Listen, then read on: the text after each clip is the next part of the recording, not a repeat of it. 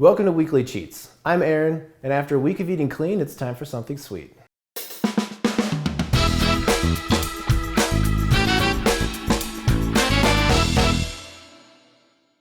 Today, we're going to be making over-the-top French toast with homemade maple buttermilk syrup. But first, the most important thing is to sterilize our workstation. Make sure that you subscribe and turn on the little icon to notify you of alerts when we post every Thursday. If it's your first time following us, feel free to give me a shout out in the comments and I'll personally comment back.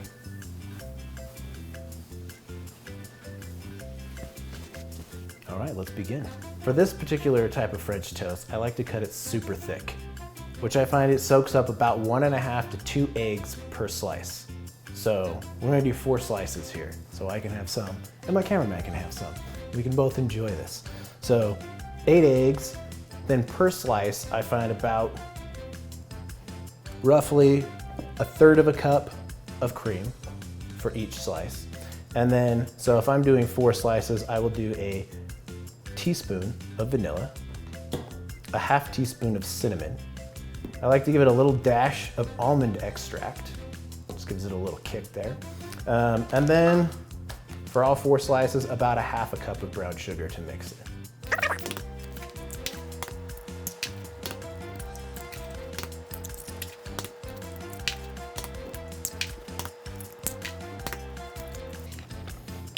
Throw our cream in.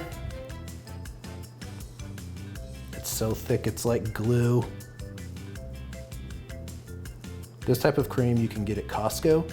I haven't been able to find it anywhere else. 40% cream is the best way to go. Since we're doing 4 slices and it's about 1/3 cup per slice, we're gonna do another 1/2 cup of cream.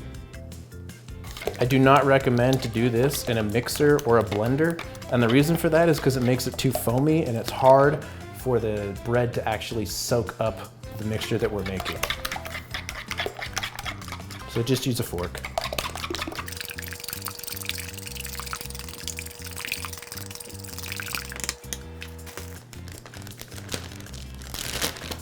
Time for a 1/2 cup of brown sugar. I like to pat it down because brown sugar is the best sugar, and I want as much of it as I can get.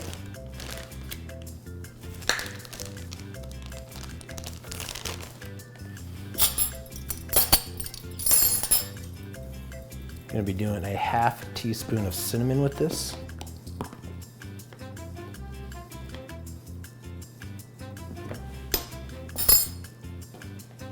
One teaspoon of our pure vanilla extract. I generally like Watkins as the best brand, but I can't get Watkins in any stores right now because of the coronavirus and everybody hogging it. McCormick is good too, though.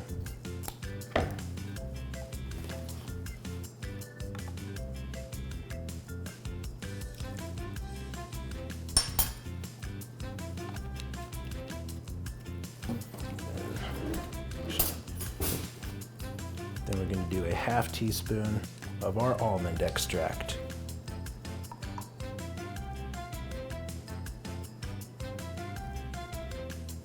Just enough so that when people bite into it, they're like, is there some almond in there? Yes, there is, and it's delicious. I've tried tons of different breads. The place that I got the idea for this was actually called Nookie's, and it's in Chicago. And they use a brioche bread and they coat it with corn flakes. I've tried brioche, I've tried challah, even tried sourdough a couple of times. So far, the best bread that I've been able to find for French toast is actual French bread. A bunch of different places that you can get it from. Costco's a really easy one, especially if you like to allow the bread to dry out for a week so it's completely stale when you cut into it. Costco actually holds together when you try to cut it. There are some breads that they get too crumbly, and if you let it dry out and get stale, then it just falls to pieces and you've just wasted a loaf of bread. So I haven't been able to find a difference in whether it tastes any better or not, whether it starts out stale or just fresh bread. So I just use fresh bread that I buy usually the day before. So French bread. Cut the ends off. And like I said, we're gonna cut it thick.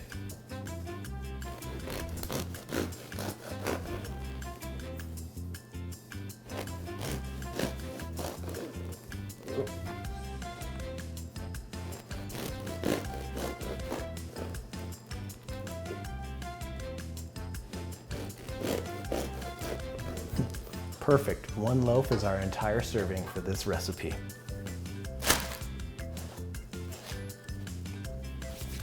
I'm gonna put them in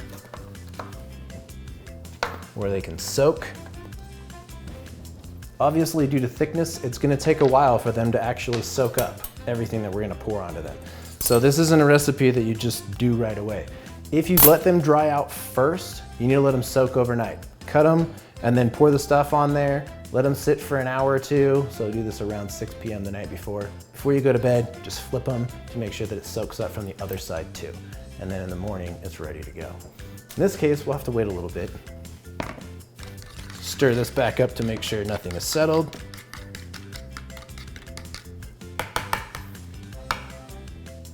Sometimes poking holes into it helps it so that you can pour it down in. One thing that I found is if you use a fork, the prongs are too close together and they will rip the bread out, so don't use a fork.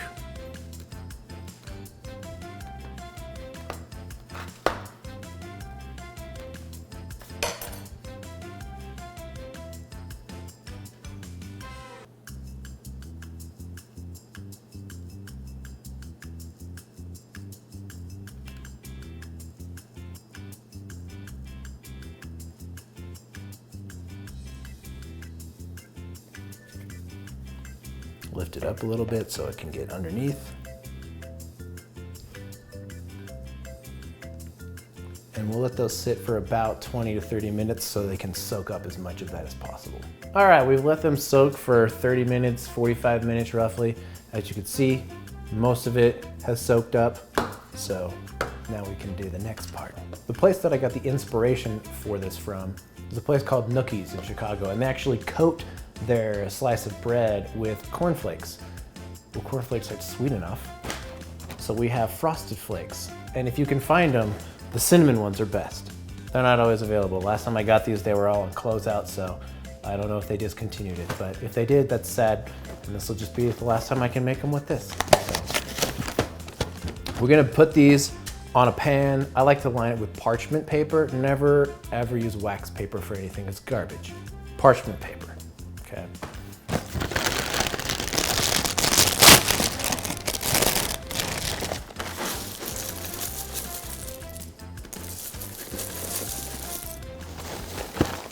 Set that down.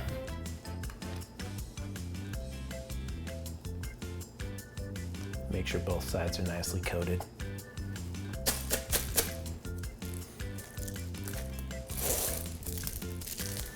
I like to kind of pat it down on there and make sure that it's getting as much of the Frosted Flakes as possible.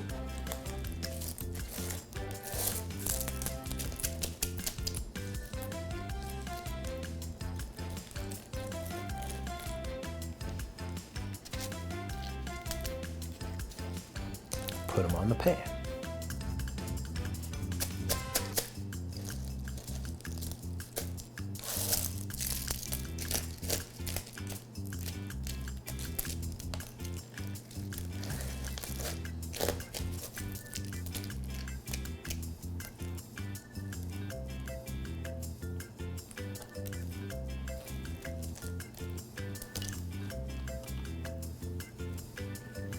As you can see, almost all of our mixture has been soaked up into these bad boys.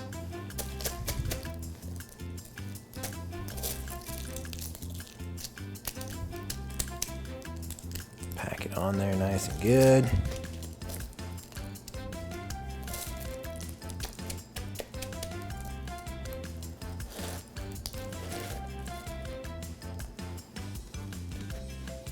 Now they're ready to bake. Obviously, these are too thick to cook on a griddle or on a pan. So we're gonna bake them in the oven here. If you have a regular gas or electric oven, it's gonna be at 425 degrees. If you've got a convection oven, reduce the heat down to 400.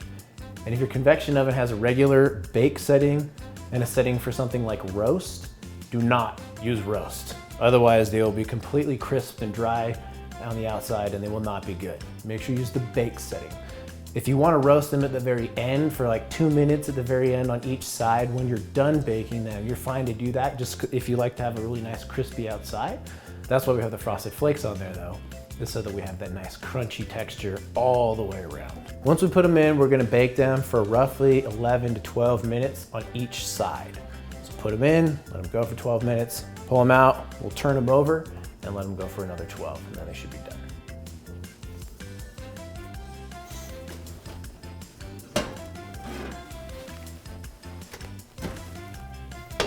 Our first 12 minutes is up. Time to flip them. You want to be gentle. Ooh, see all that egg?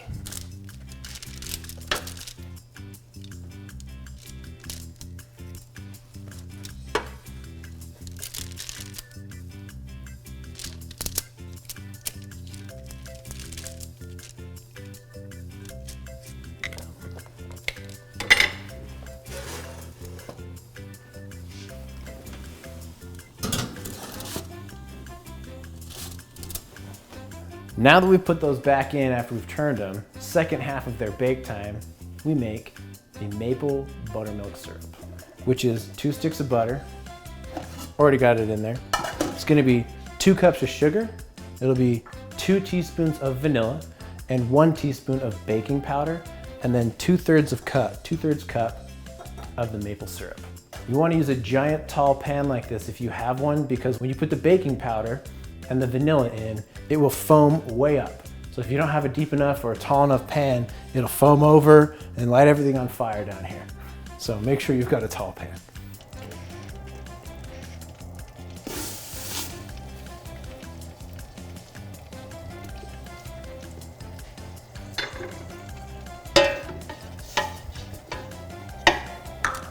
Make sure you start stirring as soon as you can. We've got our 2 cups of sugar in here.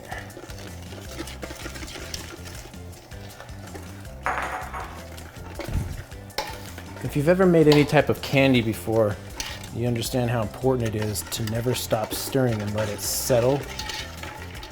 If you stop stirring at any point, it'll get real granular and you don't want grainy syrup. So keep stirring, and then when you take them out, when the timer goes off, you're gonna take them out and you're gonna get it off the heat. Okay, now that we've reached a boil, we're going to turn the heat down to just above medium, and we're going to add our vanilla, our baking powder. This is why we have a tall pan.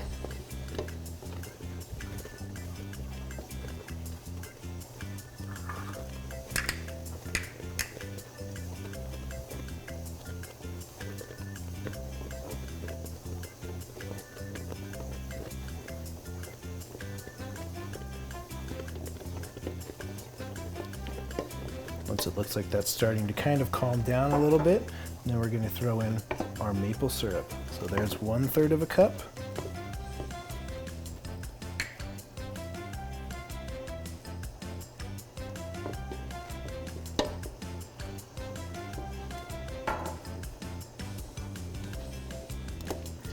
And the rest.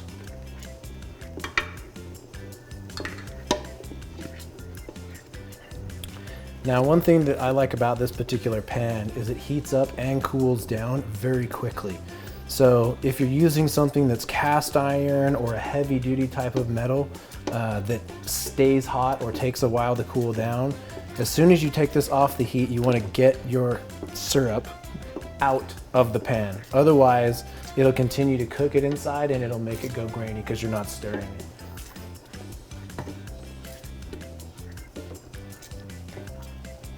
We have 30 seconds left. At this point, we can now turn off the heat. But again, we want to keep stirring while it cools down. I'm going to move this off of the hot spot. I'm going to ladle this out.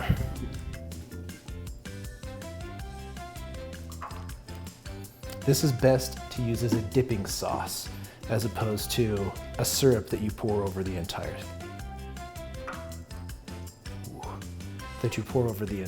piece of French toast. This stuff keeps really well. So you can put it in a mason jar and just keep it in the fridge.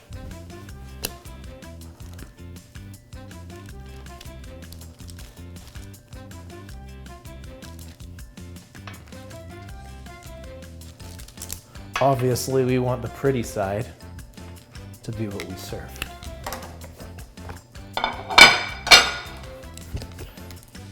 Two for me. Two for Adam, who's filming. Boom. There you have over-the-top French toast. Nice little dipping sauce. We'll cut into this to show you guys what it looks like in a minute. But that's all there is to it. Nothing too complicated, just takes a little bit of time. Be sure to subscribe if you haven't yet. Turn on the little icon to alert you for any notifications when we post a new video every Thursday. As a first-time subscriber, go ahead and leave me a comment, and I'll comment back to you personally.